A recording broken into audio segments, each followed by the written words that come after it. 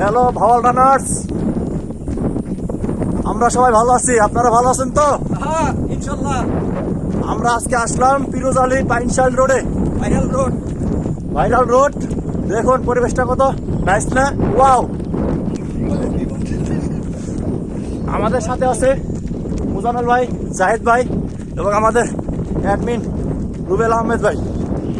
তো রান করুন, সুস্থ থাকুন। সুস্থ থাকার জন্য নিয়মিত দৌড়াই, নিজের পায়ে নিজের জন্য 1 ঘন্টা। ধন্যবাদ।